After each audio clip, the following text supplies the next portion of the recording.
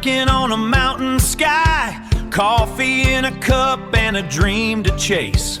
Shane's got the Jeep pointed up that climb, Christina's smiling with the wind in her face. We're Team Limbs off-road chasing sunsets wild, mud on the tires and a heart like a child. Rock crawling high where the eagles fly, running white water underneath blue skies.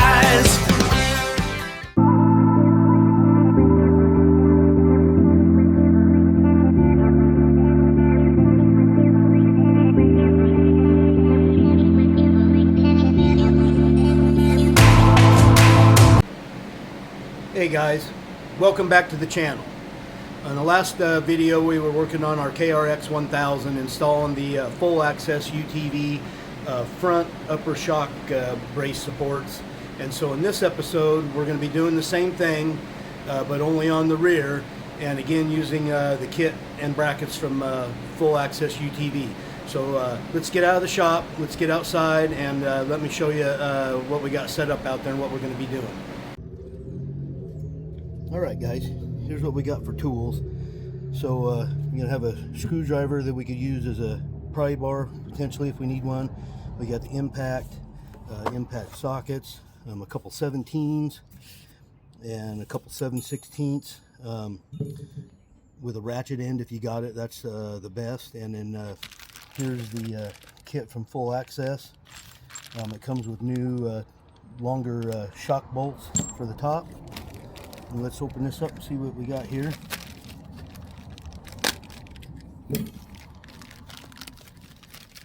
These are screws and nuts. It'll be 4 per side. And then open this up, get the brackets out.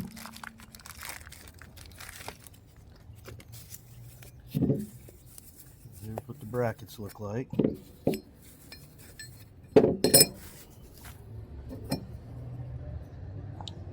So obviously they go on 1 per side. Shock bolt will go through that hole, and then these holes here is where those will go. So with these plates, that's why you get the longer bolts. So let's get this get turned around here, and I'll show you what we got going on. All right, first things first, you got to get a jack underneath of it, get it jacked up, get the tires off the ground, just where they just start to come off. And then you can also watch the shock still extending. So we need to get all that pressure relieved off them shocks.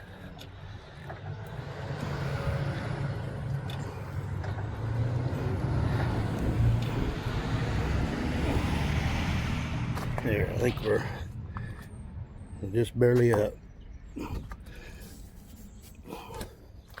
Maybe give her one more pump.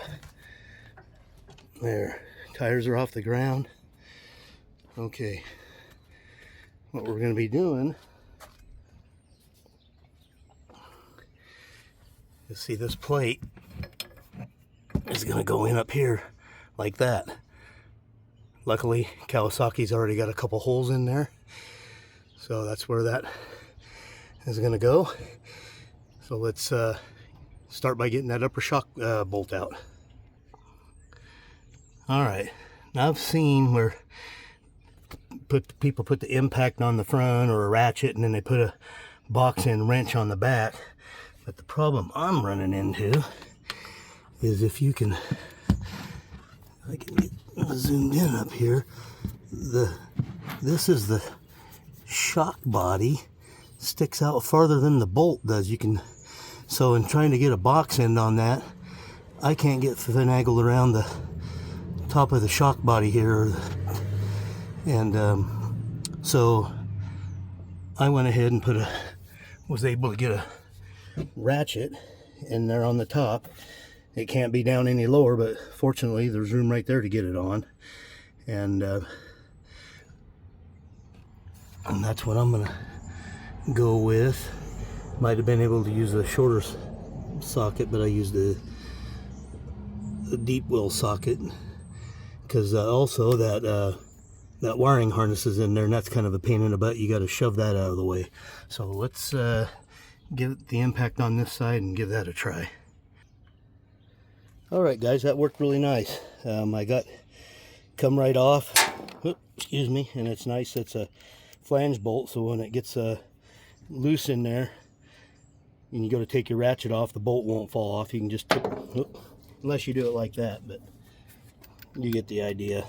You just come off really slow and come down, bring your nut out with you, and then I just reached back there with my hand and pushed it and that brought it the rest of the way out, and then I was able to get a wrench in there like that, hit the gun in reverse, and bring the bolt the rest of the way out. So yeah, that's how you do that. Now that we got the shock loose, we're going to need to take the shock all the way out. So we will come down here to the bottom and get that nut and bolt off. All right, let's get in here and get this stuff off. So I hope I'm not blocking your way, but I might. Bear with me.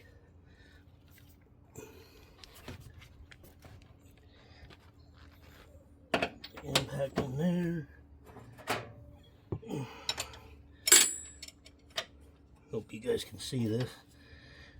These are both 17s, same as the uppers. All right.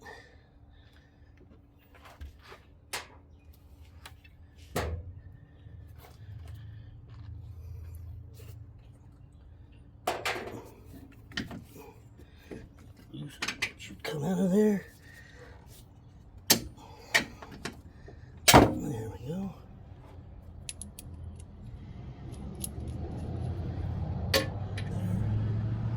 Now we can pull the shock out.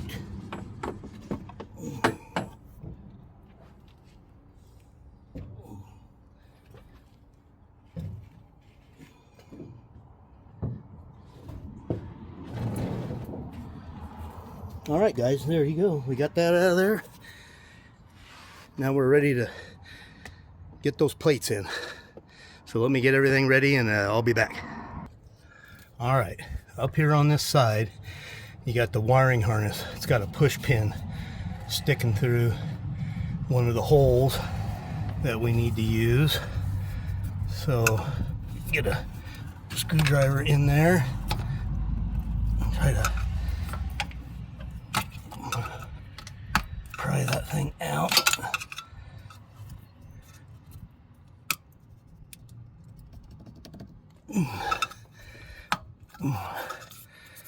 That one's in there good. I have to squeeze it with some pliers. There we go. Okay, now we can get that out of the way. We got the push pin out of there. All right, so we're going to be taking this plate and it's going to mount up in there. Oh, there's another push pin in the top. I don't know if you can see it right there, so I got to get that one out too.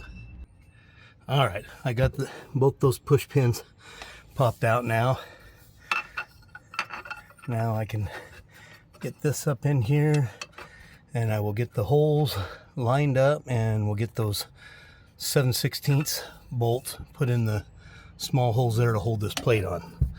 I will be back.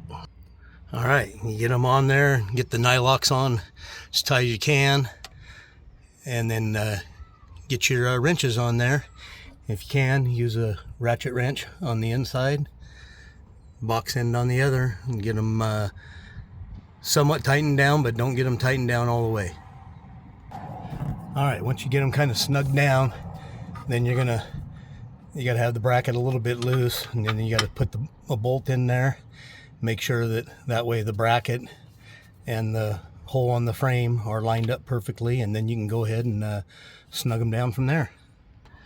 All right, you get them tightened up. Go ahead and pull the bolt out. There you go, and then we're gonna get onto this side here. All right, I got it loosely attached.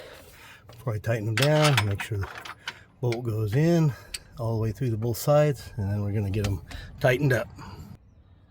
All right, there you have it, guys. Got them tightened up. Go ahead and get the bolt out. That way you know everything's all aligned really good when you, by putting that bolt in there, and you go to put your shock and stuff back in, you don't have any edges from the brackets hanging over or anything. But yeah, look at the double thickness of everything. So that's nice. That'll keep those from walling out and breaking out on you when you're jumping. All right, I'm gonna go ahead and get the shock back in, and I'll be back. All right, so I got the shock sitting in there. I'm gonna try to just sitting in there loosely. Get it raised up. And I can get the bolt back in. There we go, slide it in. Get the nut on.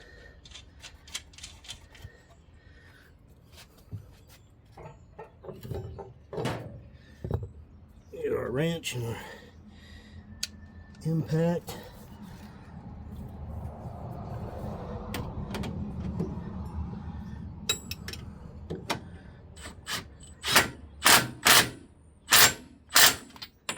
Just like that. You want to crank her down too much with these things. They go to like 650 foot-pounds. These new Milwaukees.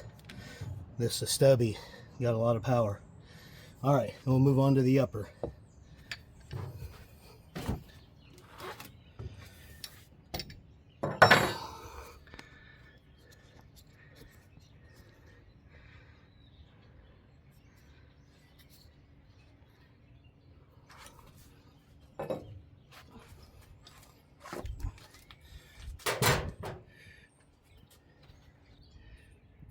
Okay, and remember, it comes with new nuts and bolts for the upper, because the brackets thickness up there. So these are stronger, 10.9s, and just a little bit longer. And boy, those things are hot. I shouldn't have had them sitting out there in the sun. I'm gonna let them things cool down for a little bit. I don't know if I can handle them very well, so I'll be back in just a minute.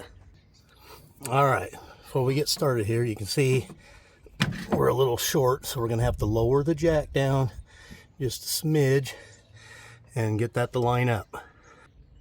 All right, I got the bolt in. I had to finagle the jack up and down a few times to get it perfectly lined up and get the shock manipulated, and got the bolt to go in. And now I'm gonna put the nut on, but I gotta go get me a different wrench. The bolt head's a 17, looks like the nut's an 18, so let's go in here and get the right tool.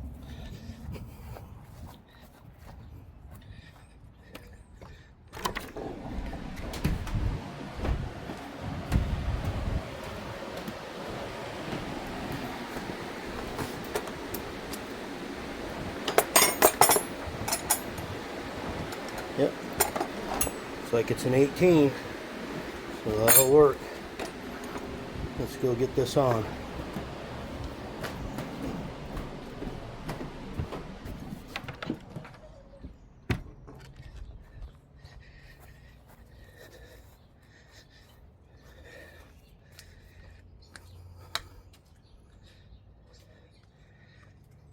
All right, I'll get this going here and I'll be right back.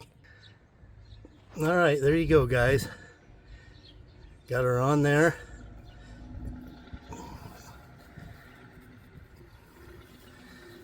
We will go on, get the other side done.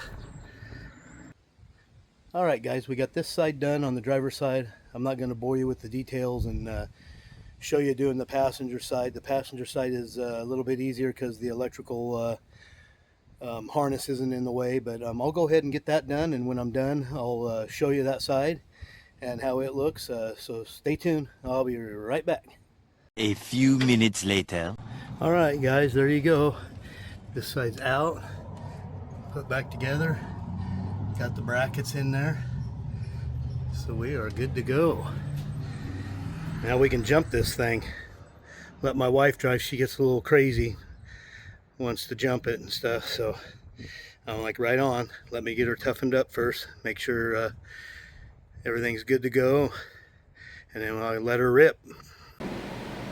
Alright guys, that's going to be it for this video. I hope that helped you guys out. If you got any questions, you know, hit in the comments down below. I'll check them all out and I'll try to answer them for you the best I can. It's pretty straightforward. The driver's side's a little bit tougher because the wiring loom and stuff's there in the way, so there's a little less room for your hands, but the passenger side's a lot easier. So, but overall, you know, I give this a 3 out of a 10. Pretty good job and good addition. Make sure that you're keeping your machine safe and not ramming those shocks up through the fenders and everything. So until next time, be sure to like and subscribe and go check out our other videos. We got jet boating stuff. We got jeeping. We have Havoc style racing videos and more side-by-side stuff. So yeah, go check those out, support the channel, and again,